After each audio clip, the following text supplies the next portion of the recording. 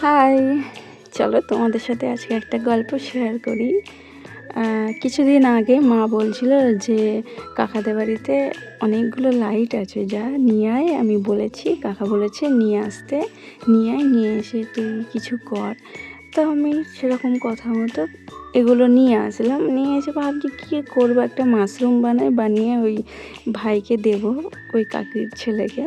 তো ভাবলাম একটা তো মাশরুম আমি বানিয়ে রেখেছি আমার কাছে, তো সেরকম আর কিছু বানাবো না, সেম জিনিস। তো কি করব বুঝতে পারছিলাম না। তারপরে ভাবলাম যেহেতু মাশরুমই বানাবো ভাবছি, তো তার সাথে একটা ব্যাঙ আঁকি। তো সেরকম কথা মতো একটা ব্যাঙ আঁকলাম।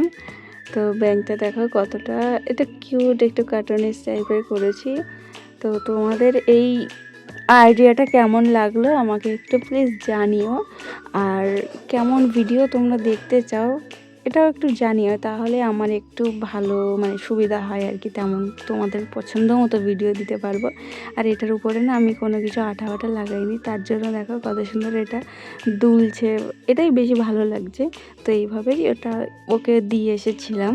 তো ওর তো খুব পছন্দ হয়েছে।